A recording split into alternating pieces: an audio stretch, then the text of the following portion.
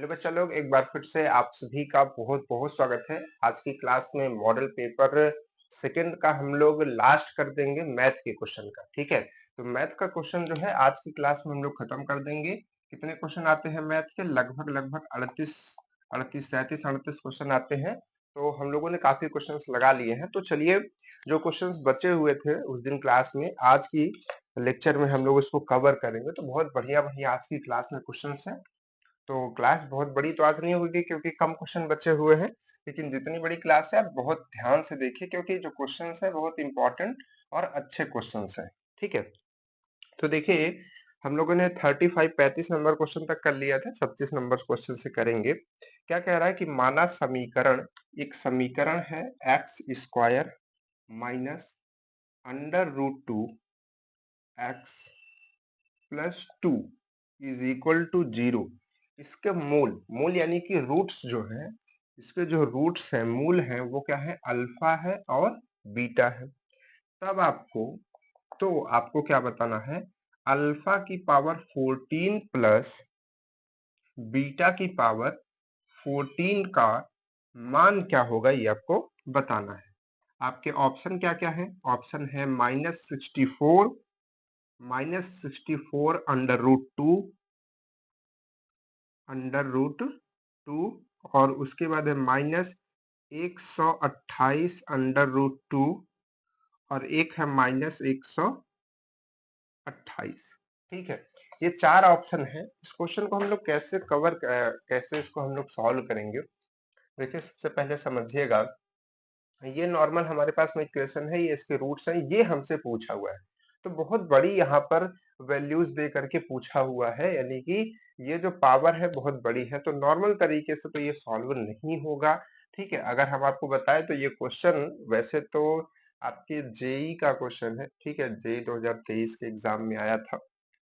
तो अब आप समझ सकते हैं कि क्वेश्चन का लेवल तो थोड़ा सा अच्छा होगा ही, है ना? तो इस तरीके के क्वेश्चन हम कैसे टैकल करेंगे? तो सबसे पहले बेसिक जो हमको पता है कि जब भी हमको रूट वाले क्वेश्चन आते हैं उसमें हमको दो बात पहले निकाल लेनी चाहिए। क्या क्या? एक तो हमको निकालना चाहिए अल्फा, अल्फा प्लस बीटा। तो अल्फा प्लस बीटा क्या होता है? अल्फा प्लस बीटा होता है -b/a। तो माइनस बी का क्या है यहाँ पर? माइनस बी अगर आप देखेंगे तो -√2 है और a अपॉन में कुछ नहीं है, तो सीधे सीधे ये √2 आ जाएगा। उसके बाद निकालना चाहिए हमको अल्फा बीटा। तो क्या होता है? c/a होता है। तो ये क्या आएगा आपका? c ये है और a कुछ नहीं है, तो यहाँ पर आ जाएगा 2। ठीक है, बहुत अच्छी बात है। अब इन दोनों के बाद ये दोनों आपके पास में आ गए।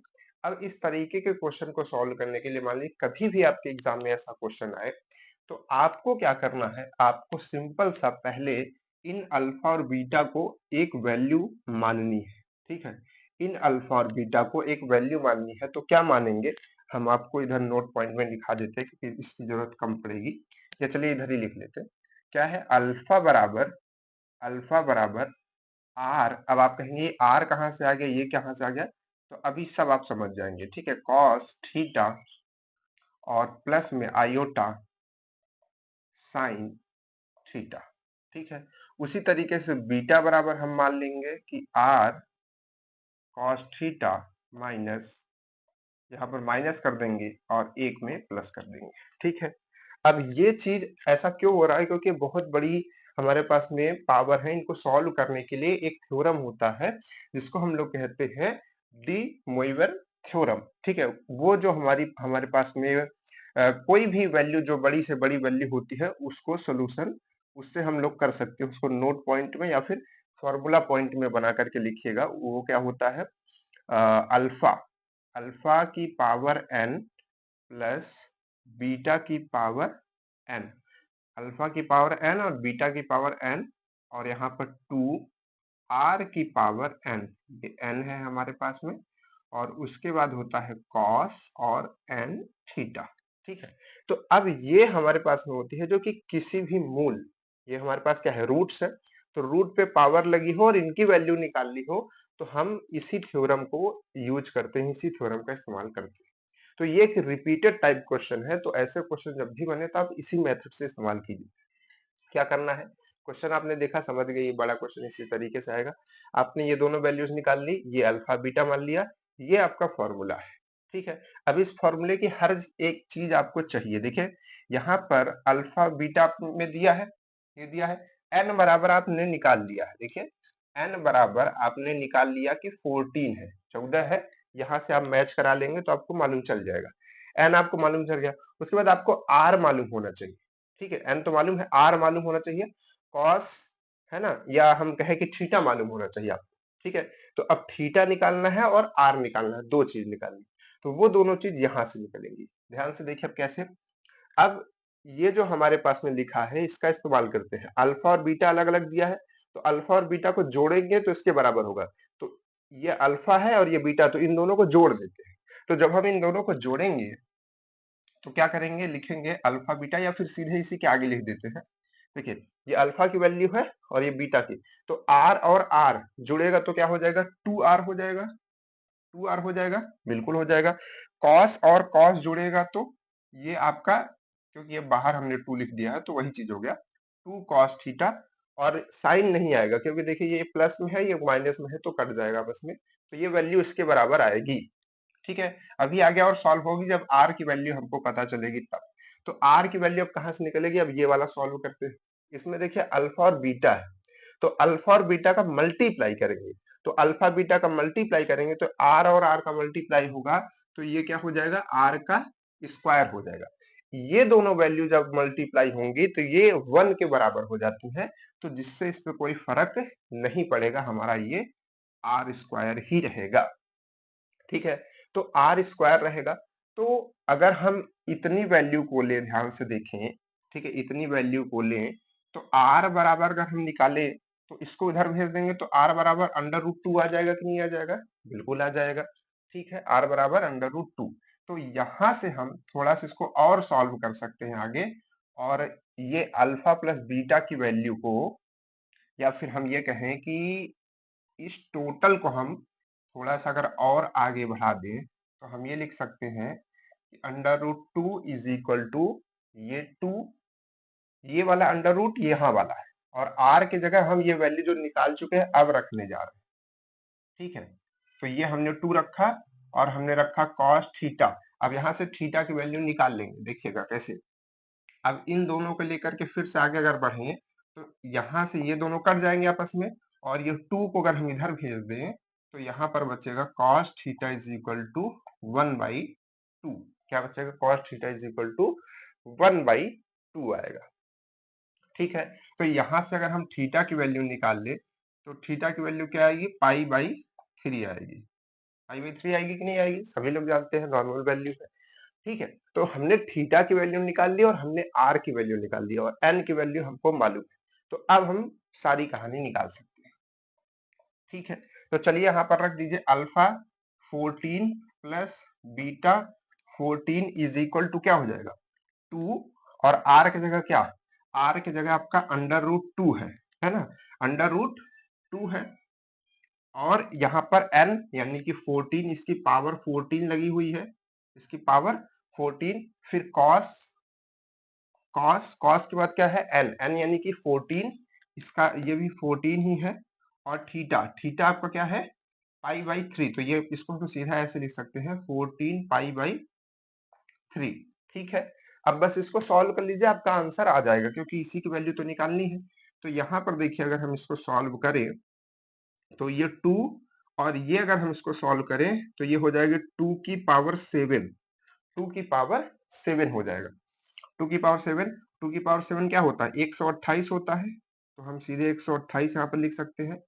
और यहाँ पर cos, इसको अगर थोड़ा सा आप सॉल्व करें तो 4 पाई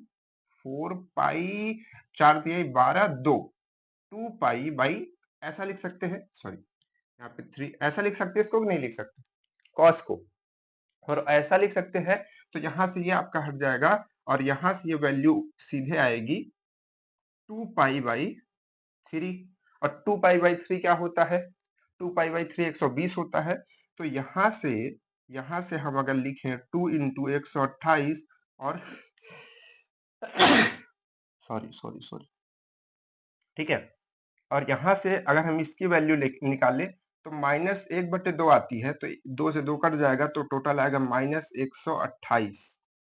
ठीक है, -128 इसकी वैल्यू आ जाएगी, जो कि आज आपका लास्ट ऑप्शन था वो आपका सही हो जाएगा। ठीक है, तो इस क्वेश्चन को स्क्रीनशॉट कीजिए, बहुत बेहतरीन क्वेश्चन है, इसी तरीके से इस क्वेश्चन को सॉल्व कीजिएगा। ठीक है, चलिए बढ़ते हैं अपने अगले क्वेश्चन की तरफ।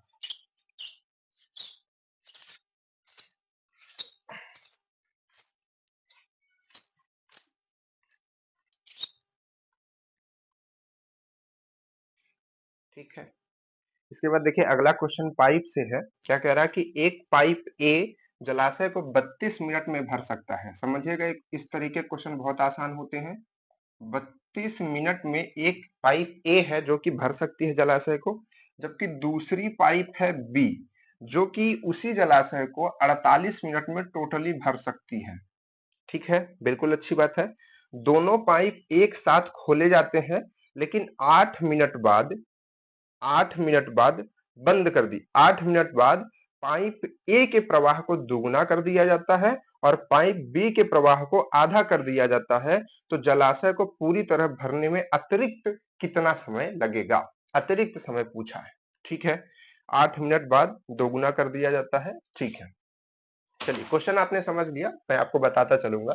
देखिए, कह रहा है कि एक पाइप ए है जो कि 32 मिनट भर सकता है, बी भर सकता है, ऐसा। तो जब भी ये कहे तो आप तुरंत ये समझे कि हम कैसे ये जाने कि टोटल काम कितना है। तो टोटल काम निकालने के लिए, टोटल कार्य जिसको हम लोग कहते हैं, टोटल वर्क, है ना, तो उसके लिए हम तुरंत करते हैं इसका एलसीएम। ठीक है, इन दोनों का एलसीएम। तो अगर आप इन दोनों का एलसीएम अगर करेंगे, ठीक है, आप कर सकते हैं तुरंत वहीं पर, या तो अगर आप जल्दी से निकाल सकते हैं तो आप जल्दी से निकाल सकते हैं। ठीक है, उसमें कोई दिक्कत नहीं है। तो देखिए यहाँ पर क्या करेंगे, किससे काटेंगे? 2 से, तो 16 दूना 32, और यहाँ पर कितना आएगा? 2, और यहाँ पर 4, फिर 2 से काटेंगे तो 8 दूना 16, फिर यहाँ पर 12, फिर यहाँ पर 2 से काटेंगे तो 4, यहाँ पर 6, फिर यहाँ 2 से काटेंगे तो 2, यहाँ पर 3, यहाँ 2, यहाँ 3, 2 दूनी 4 दूनी 8 दूनी 16 दूना 32, और 32 का 3 में करेंगे तो कितना आ जाएगा? 32 का 3 में करेंगे तो 96 आएगा। ठीक है, तो 96 इसका क्या आ गया? इन दोनों से मिलकर के 96, इतना यूनिट हमारा पूरा काम है। ठीक है, कितना काम है? मतलब अगर इन दोनों को साथ में खोला जाता है, या फिर हम ये कहें कि 96 इनका पूरा टोटल वर्क है। ठीक है, अब देखिए एक एक का काम निकालते हैं कि 1 मिनट में कौन कितना काम कर सकता है। तो अगर हम निकालें पहले ए का, कि 1 मिनट में जिसको हम लोग दक्षता बोलते हैं, तो 1 मिनट में ए वाली पाइप का अगर हम निकालें, ठीक है, तो अभी कितना काम कर सकती है भाई? 96 और डिवाइडेड बाई 32। तो अगर आप इसको सॉल्व करें तो कितनी बारी जाएगा? कितनी बारी जाएगा भाई? 32 ही है ना, तो चला जाएगा ये आपका 3 बारी, है ना। तो यहाँ पर 3 आएगा। 3 इकाई कहें या 3 यूनिट कह दें आप इसको, 3 यूनिट। ठीक है, 1 मिनट में 3 यूनिट, टोटल काम हमारे पास में 96 यूनिट है। ठीक है, कैसे पता करेंगे? इन दोनों के कार्य से पता करेंगे कि 96 यूनिट पूरा काम है। 1 मिनट अगर इसको चलाते हैं तो 3 यूनिट काम कर देता है। ठीक है, अगर 1 मिनट में अगर हम बी को चलाते हैं, अकेले बी को, है ना, तो कितना करेगा? 96 डिवाइडेड बाई 48, है ना, तो ये आएगा 2 यूनिट। तो ये कितना करता है? 2 यूनिट काम कर देता है ना, क्योंकि थोड़ा लेट काम करता है ना, इतना समय लगाता है भरने में, तो 2 यूनिट काम कर देता है। अब क्या कह रहा था?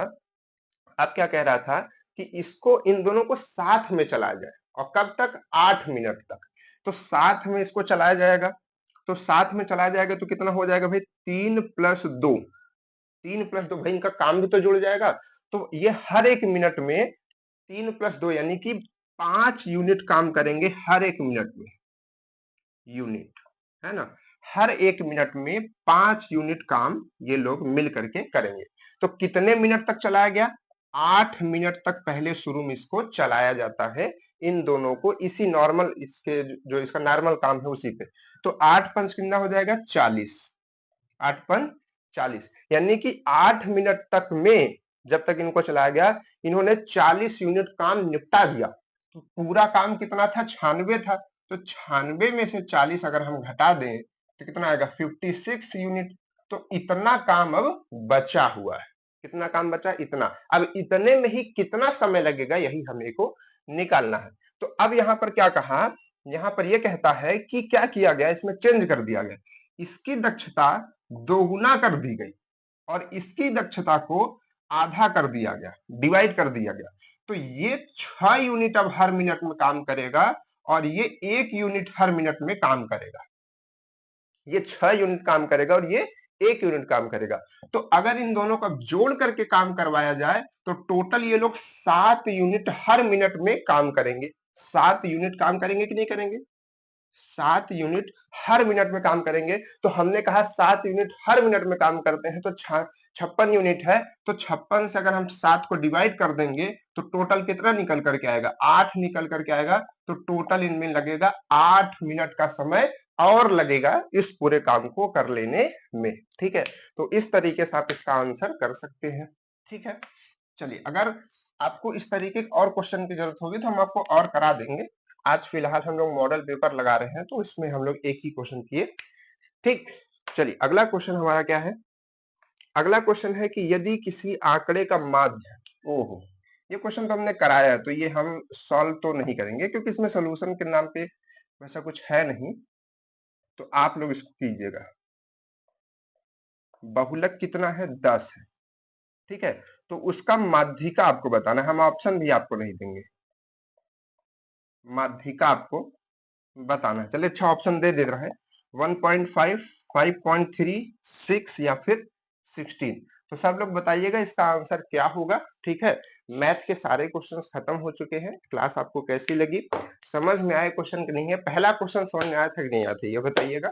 बाकी पढ़ते रहिए, खूब क्वेश्चन की प्रैक्टिस कीजिए। ठीक है, चलिए फिर मिलते हैं आपसे नेक्स्ट क्लास में, तब तक के लिए बाय बाय।